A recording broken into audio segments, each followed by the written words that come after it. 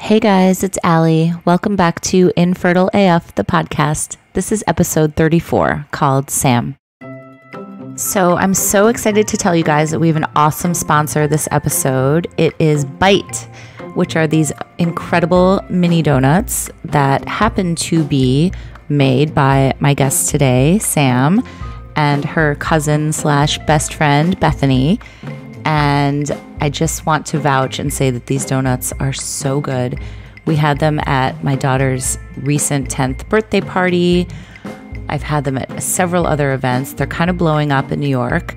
But today, Bite is going to give you guys a special discount if you want to order some of their donuts. So go to their Instagram, which is BITEBKLN. So Bite Brooklyn. Follow them there. You can find all their contact info. And if you order donuts and give them the code DONUTSAF, you're going to get 20% off your order. So I want to tell you a little bit more about them. They have incredible flavors like lemon poppy seed raspberry, cranberry rosemary, pumpkin cider, blackberry sage, chai tea. They're decorated super cute. Again, go to their Instagram to see all the different designs. And when they bring you your donuts, they do a specialized board that is created from scratch by hand by the incredible Nicole Dana, who also happens to do the graphics for Infertile AF. So you get this personalized board. My daughter said Ever on it, and it was celestial and super cute.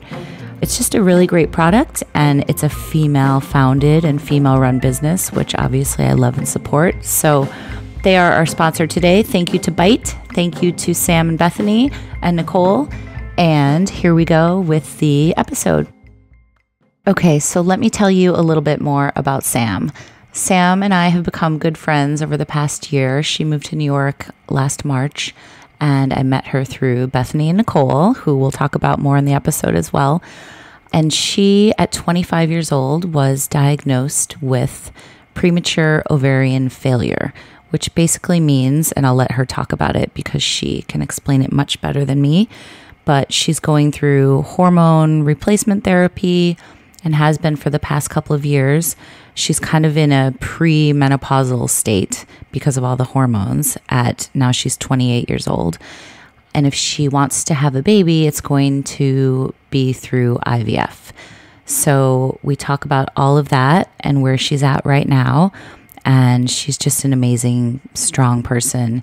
And I want to thank her so much for sharing this story, because I know there's a lot of other young women out there who are going through this, and it really has not been talked about very much. So thank you, Sam.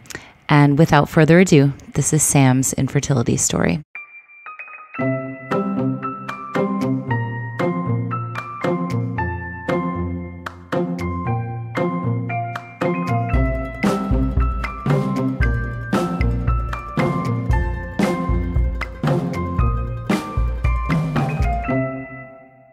Hi, Sam. Hi, Thank you for coming over. I'm so excited. It's so good to see you. So you've got a very complicated and amazing, incredible story. So I'm going to let you do most of the talking, but just take me back from the beginning. So tell me how this kind of all started for you and how you ended up on this journey. Sure. So infertility affects my family in a few different ways. Yeah. Primarily my older sister, Jessie, found out a few years ago, shortly after she got married, that she had premature ovarian failure or insufficiency. And it was kind of on the radar. She went through a series where she basically took my other sister, Rachel's eggs. And went through a whole journey, and now she has 2 kids. It's amazing. And that's a whole other episode of the podcast. Maybe we'll get her on later down the line if she's up for it. Yeah. So I always knew that this was in my family, but not necessarily that it was going to be something that affected me. I was like 23 at the time and just wasn't really on my radar. I was on birth control and just kind of like living my life. Right. And then around the time I was 25, I was aggressively single. So I decided to go off of birth control, and I didn't have any cycle. And I went to the doctor, my own doctor, and she was like, that's normal. Sometimes it takes a while to come back. But eventually I was like, I think that something might be different. Okay. So did you have like regular periods and stuff when when you were younger? Like, did you have any issues in that regard? No. Okay. I was always, so you went on the pill. Yeah. Yeah. And my sister had like irregular periods when she was younger. So I was just like, oh, like she's always had issues. Like it has nothing to do with it. Right. Like, so this is your older sister? Yeah. And you have another sister? And I'm any other siblings? I have a brother. Okay. Yeah. I'm the youngest of 4. I have 6 nephews and 5 nephews and 1 niece. Okay. Yeah, it's a very close. I'm the youngest as well. We're very close. My siblings are my best friends. Yeah. So I went to my sister's doctor, and she ran some blood tests, and right away she called me and she said, I think you need to go to Shady Grove. At this time I was living in Maryland, and Shady Grove is like the infertility center there. And did you know anything about that, Shady Grove? Yeah, just because my sister, your sister had gone there as well. Exactly. So I made an appointment at Shady Grove, and it takes like a month or so. And I was like, okay, this is a little bit alarming, but I'll just freeze my eggs. Like that's no big deal. Like it was kind of something that I was thinking about anyways, because I was 25 and wasn't really thinking of having kids anytime soon. I was single, as I mentioned, so aggressively. That later changed, but I go to Shady Grove, and my sister comes with me, and I was very much expecting for the doctor just to come in and say like, okay, this is your plan for how we're going to freeze your eggs. Right. But within 30 seconds, the doctor said that my ovarian function was pretty much nothing. And I was like, okay, well, like, what's the probability of me being able to like save something? And he was like, it's not like you don't really have any kind of like egg reserve. Wow. So did they do blood work or ultrasound or what were the tests? So it was all through the blood work. Jesus, it was hard. That's harsh. It was like that's intense. Yeah, it was a lot. I just kind of shut down. And my sister kind of like took over for the rest of the appointment. Right. Like asking all the questions for me, because she already knew like what to ask and things like that. So was there any possibility of like getting a second opinion, or were you pretty sure that was what happened? At that point I was like, okay, and he said he could like run a bunch of tests, things like that. My insurance was a little bit lacking. I basically had fucking insurance. Yeah, seriously. It's so frustrating. Actively still have like don't die insurance. It's like $8,000 copay. Like, I'm self-employed, so it's like, right. So he's like, okay, so it's going to cost a lot of money, but we're in Maryland, and National Institute of Health, NIH, is studying this. They have like a whole infertility study. Okay. He used to work there, and he basically like referred me out to NIH, which was a huge blessing because I went there and they started me on hormone replacement therapy. Okay, so they're able to do this like as part of the study. So so it's all free. Right. That's great. It was like kind of a trek. It was like an hour long from where I was living, like one way, and I had to go at a certain point. I was going once a week, but eventually I was like, I need to take a pause, but they confirmed it. And also it was a lot for me to go because NIH is wonderful because they're a teaching hospital and they like bring in great doctors and they teach them whatever they need to know. However, from a patient standpoint, it's like a lot to take because I would be in the room with 5 or 6 other doctors, and a lot of them, I meet for the first time when I go in. It's not like there was like 1 or 2 that was like a regular doctor, but for the most part they were all strangers. Right. And like fully like having a transvaginal ultrasound with my like thing like screened up on the wall, and they're like talking about my ovaries, and I'm like, okay. Yeah. Did you feel kind of like a guinea pig a little bit? Yeah, or like, it was very like lab ratty. Yeah. But I mean, it's so great at the same time because it's like they were giving me my hormones and they were listening to the things that I needed and things like that. My estrogen levels were like way, way low. Okay. Did you feel that at all in your regular life? Or? I didn't know that I did until I started taking the hormone replacement therapy. And I started to feel first crazy. Really? In what way? I mean, they're just kind of like pumping me with hormones. Okay. That like emotionally crazy. Yeah, like yeah. Also, like, not to mention, it was like I was going through like a mental, like, I had to completely reshape like what I thought I wanted and things like that. So it was just like a lot to be going through at the same time. That's a lot to take on. Yeah, and they like at a certain point. You're so strong. Oh my God. God, Allie, if only you had seen. No, seriously, I can't even imagine. They like, and at a certain point they like tried Clomid, and my body like didn't respond at all to Clomid.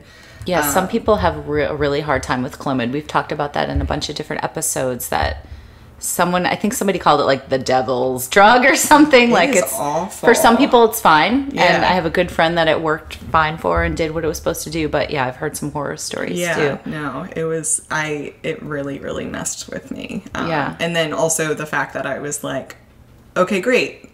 I'm going to take this magic pill and then I'm gonna like release a bunch of my like little leftover eggs, and then maybe I'll be able to save them. Like, I got my hopes up again. Okay. And then when I went, they were like, no. Oh God. Okay. Yeah. Did your mom have anything like this? So yeah, actually. Okay. My mom started having us when she was really young. Yeah. Her and my dad got married when she was 18. Mm-hmm. And she had... Wow, that seems so young now. I know, right? It's insane. Yeah. And she had me, her youngest, when she was 28. Okay. Or no, 26. It was...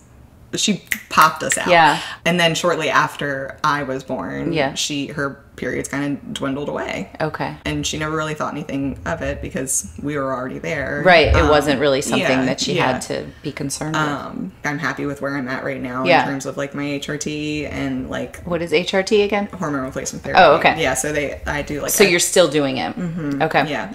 It's going to be basically until like the normal age of menopause. Okay. That I'm going to be taking it.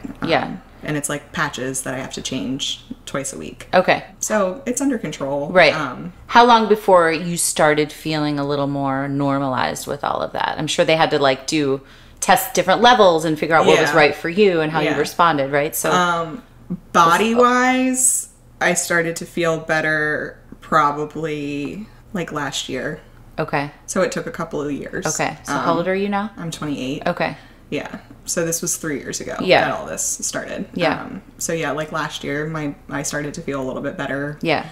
I still have like really crappy days, and like for all intents and purposes, the doctors don't like to call it this, but I am going through menopause. Really? So it's chemically a little bit different, but it is what it is.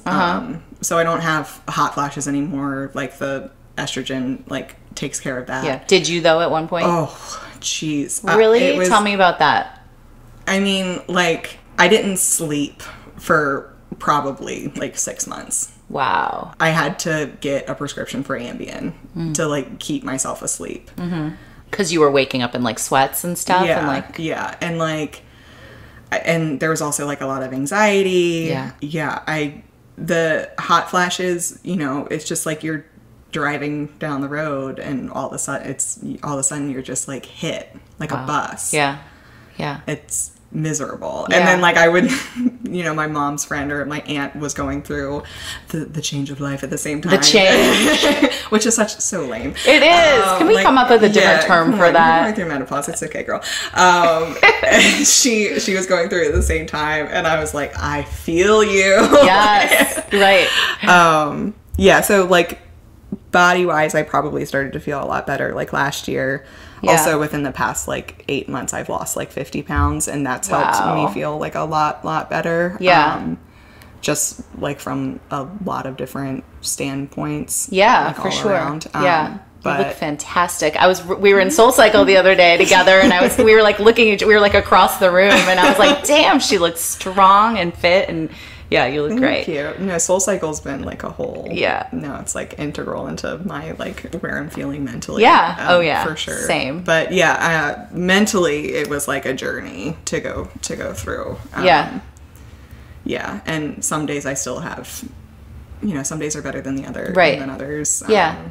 Did you seek any therapy aside from Soul Cycle to deal with that? Because that's...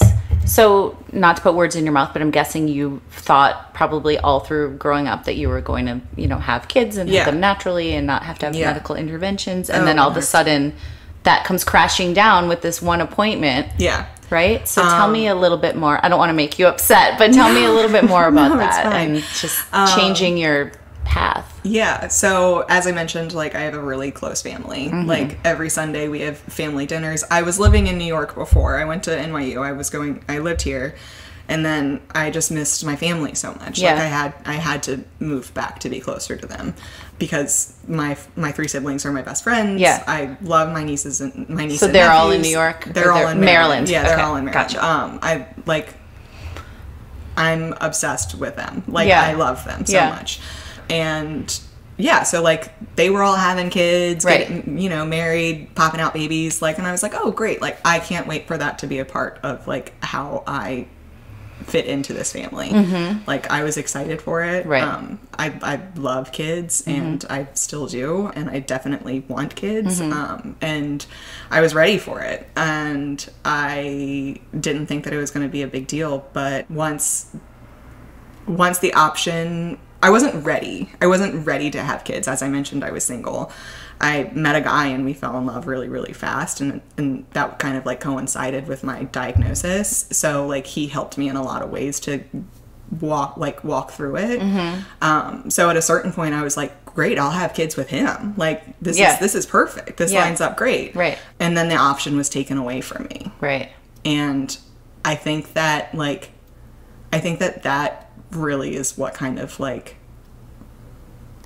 was the hardest part, was that I no longer like had the freedom to like plan my life out in the way that I wanted to. I thought. Little did I know that now I actually have more freedom. Okay, so yeah, let's. But so long story short, no, I worked with a therapist. Okay, it took me a little while to get there, and there was a lot of different reasons why I did go.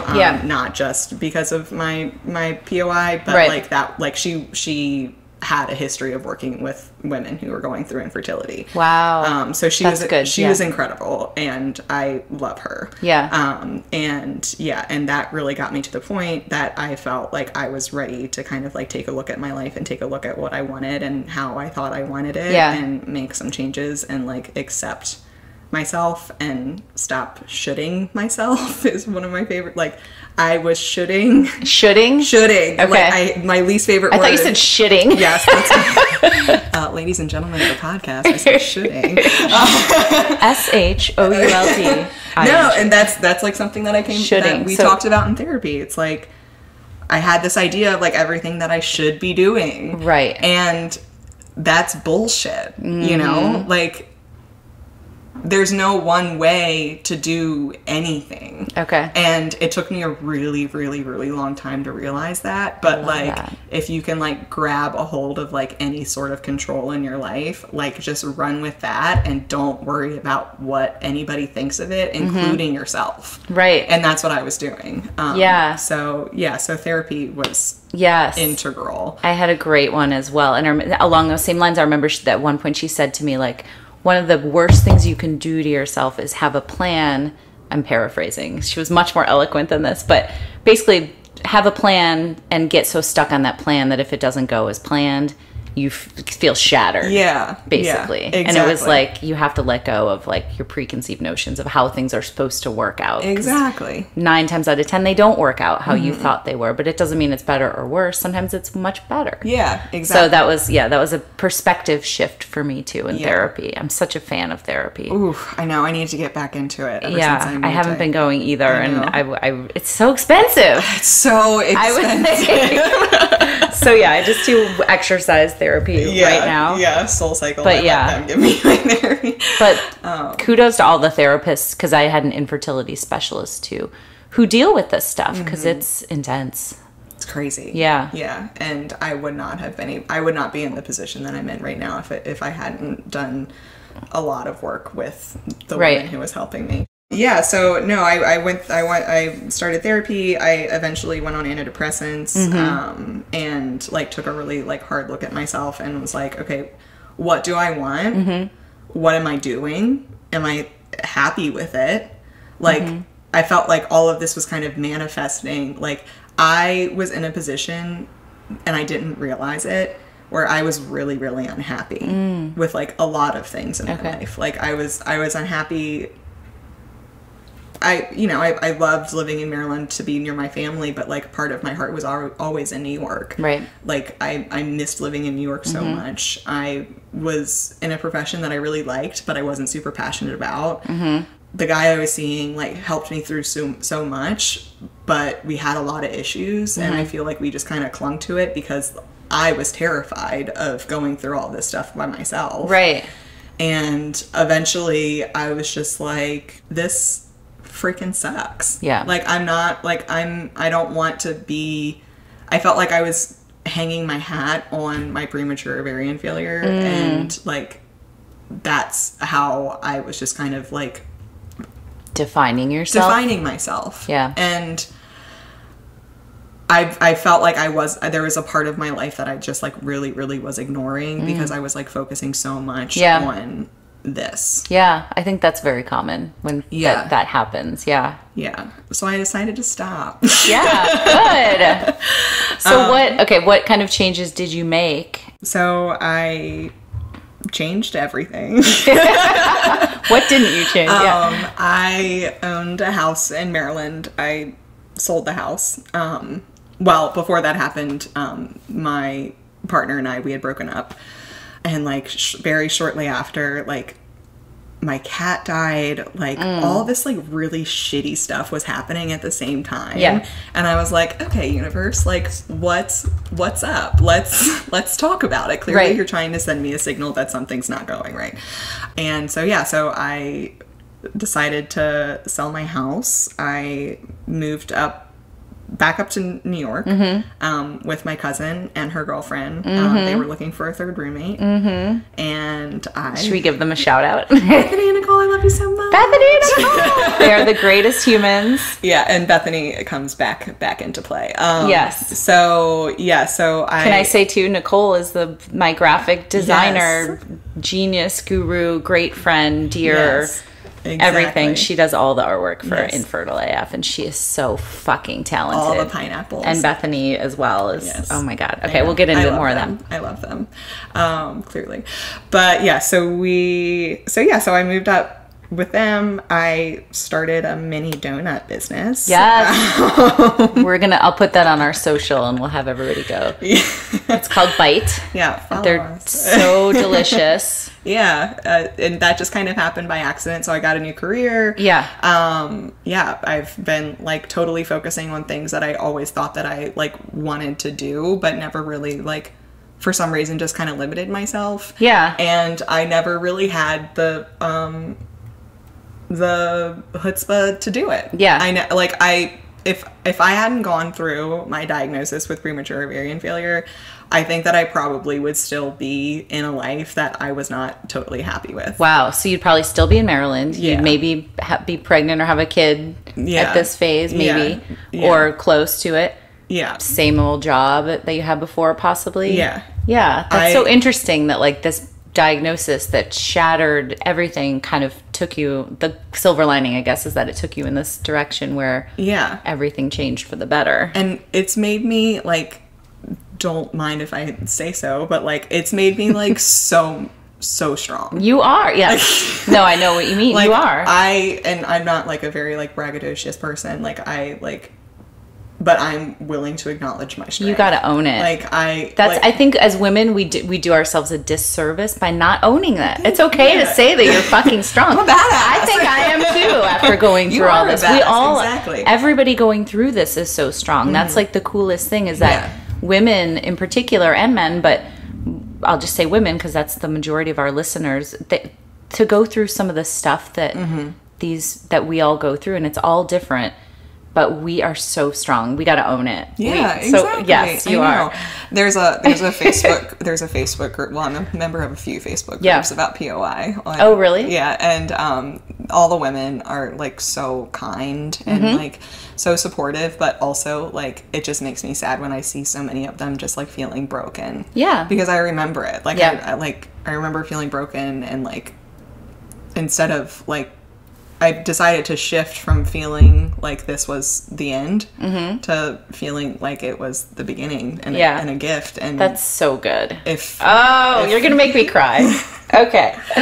Self-cry. Oh, that's so great. Yeah. So anyway, so the next step kind of thing, I'm still single as a Pringle. Aggressively or not so? Single as a Pringle. I would say. How have I never heard that before? That's good. I would say like a solid like medium rare. Okay. Single. Like maybe not aggressively anymore, but still very single. I just moved back up to New York in March, which is nuts. Yeah. And everything's been focused on the donuts. Yeah. Right. So I like to say that I'm dating the donuts. Okay. But yeah, but now it's like I'm 28. My lovely cousin, Bethany, who is more like a sister to me. Yeah. She has volunteered to be my donor. That's so incredible.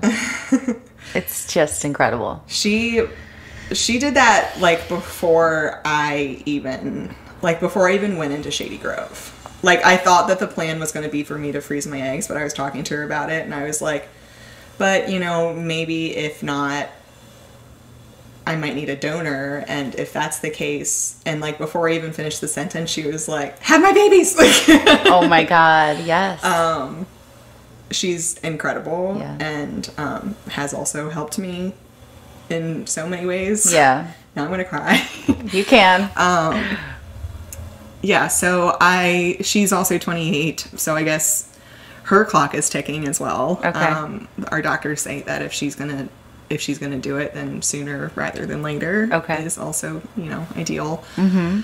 But it's a lot for me to like think about because it's basically like, I think adoption is incredible. Mm-hmm. Like I cry whenever I think about adoption too much. Yeah.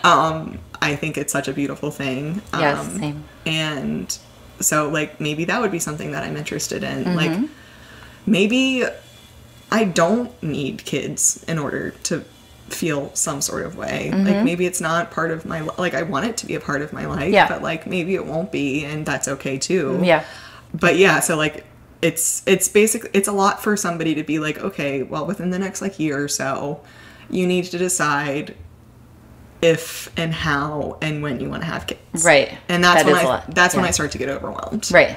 And that's when I feel not so strong because it's like it's a lot to think, especially when like my whole life has changed and like in a million ways to begin with, and so it's like thinking about that. Right. But yeah, so Bethany's there, and if I want to spend the money, of course, to do it. So would she freeze her eggs, or would you try to make embryos and get like a sperm donor too at this point, or just? I think that she would freeze hers. Okay. Still holding out. I mean, there's so many, right. No, I get it. There's so many different ways to go about this. I can see why it would be so overwhelming. Yeah. Yeah. It's a lot. It's a lot to kind of like think about. Right.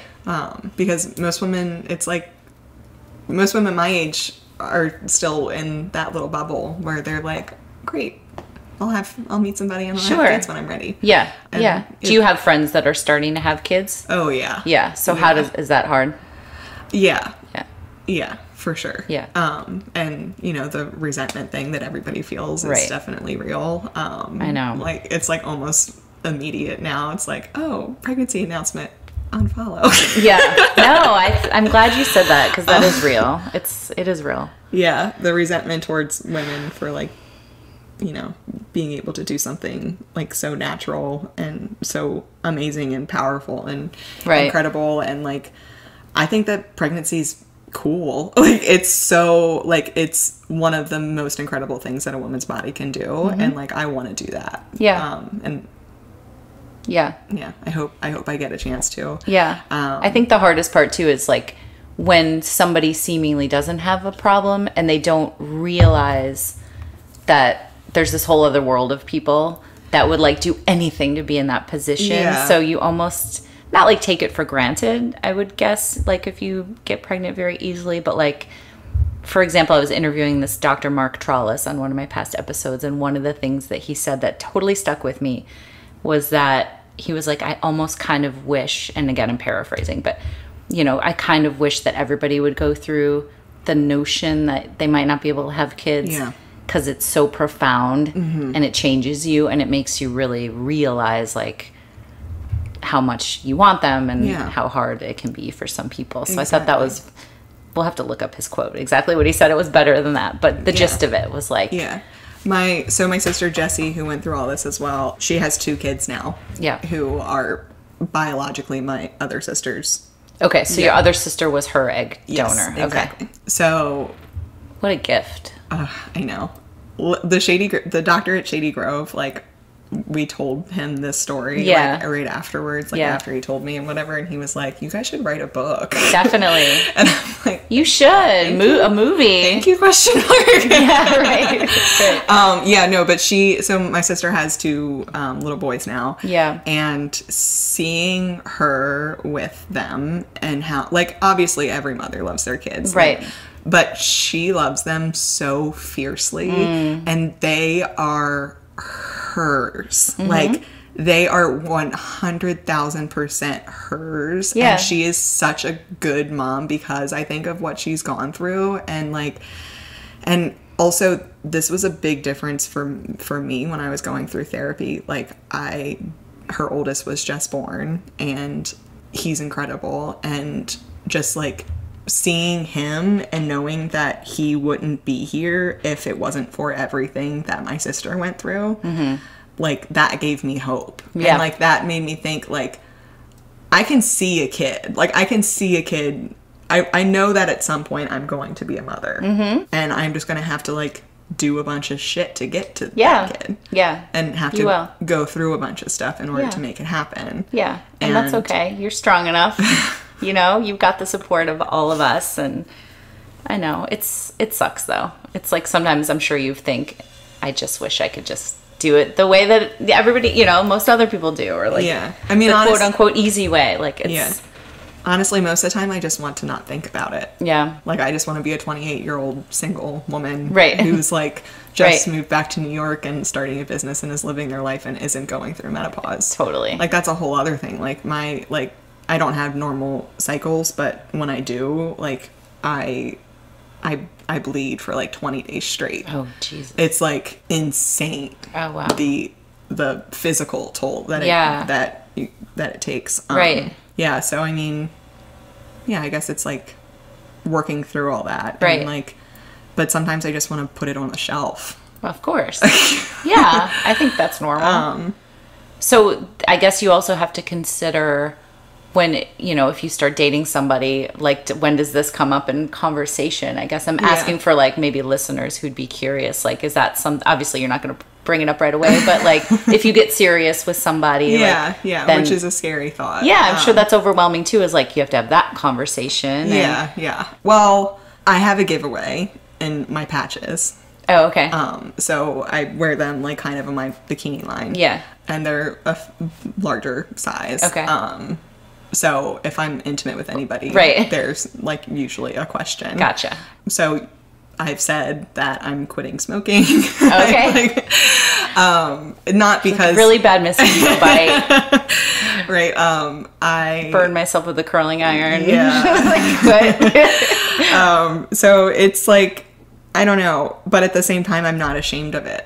Yeah. So it's not something that I want to like throw out there the first time I'm like in bed with somebody, but like it is a big part of me and it's a big part of my story. Yeah. So I talk to people about it. Yeah. Like, I'm happy to talk to anybody about it. Right. And I've only recently started being a little bit more vocal about it on social media. So good. That's so good. It's a part of me and it's a part of like who I am. And like, I hope that when I meet the person that I'm like my person, right, I know that they'll just be like, oh, that's weird and cool. Yeah. And well, they're going to love you and that's just part of your story. Yeah. It's not your whole story. It's just a part of your story. Yeah. So but it's intimidating. I never want to be a disappointment to anybody. Oh. And you're not. Yeah, so it's scary, but I just kind of get away with it. I get around it by just like not really dating that much right now. Sure. Yeah.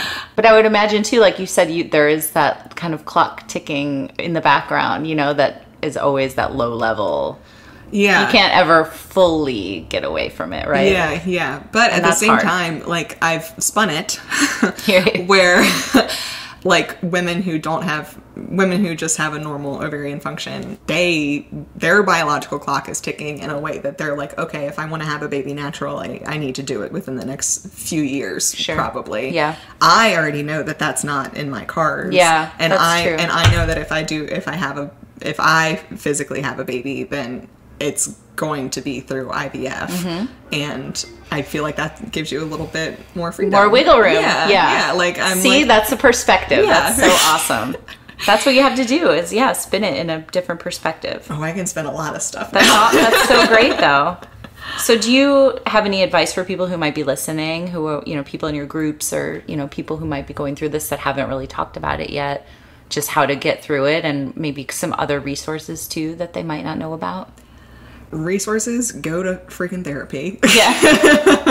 We love therapy. Find yourself a therapist yesterday. I don't know. Advice, I guess everything just happens for a reason. And even the shitty stuff. And women are strong and I always say that, like, my grandma ovaries just make me stronger. Your grandma ovaries. I love you. It's gonna be okay. You're not measured by whether or not you can procreate. There's other things in life. Right. Yeah, I think that's a good notion that has come up again and again too, is like women, you have that innate feeling that you're supposed to be able to, like, quote unquote breed. Yeah. And sometimes it's hard to let that go. Don't judge yourself. Yes. Be kind to yourself. Yeah, no, like that was the biggest thing that I went through therapy, was just to, like, stop judging myself. One more bit of advice for any woman at all, is to go get your hormones checked as soon as possible. Like, because you never know if this is an issue that you might have, especially if you've been on birth control for a really long time. Go get your hormones tested. Right, because the birth control masks really what your body would be doing on its own. Exactly. So you don't know if you've possibly got PCOS or something, anything. So to get, like, a baseline hormone test? Yeah, I personally, there's a company called Kind Body. They set up, like, little... They're so great. Yeah, they're incredible. And they set up, like, little mobile hormone testing. And they just opened their first brick and mortar in New York. Yeah. Where they do hormone testing and all of the gynecological things. Exactly. And it's a really great group of people. Yeah, so I have become the, like, ask me about the infertility. Good. For younger women, because they need to get their hormones tested, and they need to know that it's not always as easy as it can be. Right. So it all falls under, like, the advocating for yourself too. No doctor is going to look at it like a 25-year-old and be like, let's do a hormone test. You have to ask for this stuff. So exactly. That's really important. Exactly. You'll keep me posted. Obviously, I mean, we're friends, so obviously I'll know what's going on.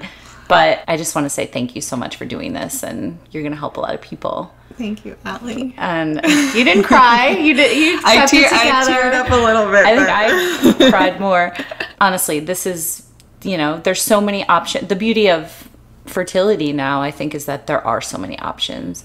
And you are going to be a mom if you want to be one. Yeah, yeah. So that's, I guess the takeaway for me would just be go into the rest of your day knowing that it's going to happen. Yeah. How it's supposed to happen and when it's supposed to happen. Exactly. But thank God for science, and thank God for surrogates and egg donors and family. So I can't wait to hear what happens next for you. Thank you, Allie. And I can't wait to eat some of your donuts. Yay, donuts! So, everybody go to, is it Bite Brooklyn? Bite.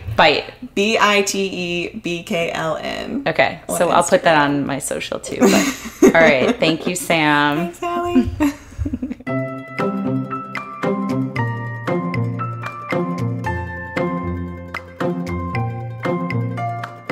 Hey again, everybody.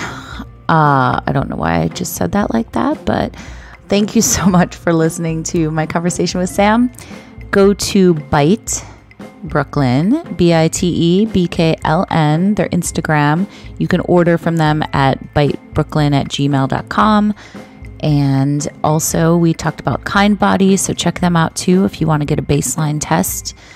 And also, fun announcement, if you have hung on there with us this long, I am going to give away some Infertile AF swag to the first person that goes to the podcast page, writes a review, and then screenshots that and sends it to me at infertileafstories@gmail.com. So go write a review, screenshot it, send it to me, and I will send you something cool in the mail. So thank you guys so much for the support. Love you all. Talk to you next time.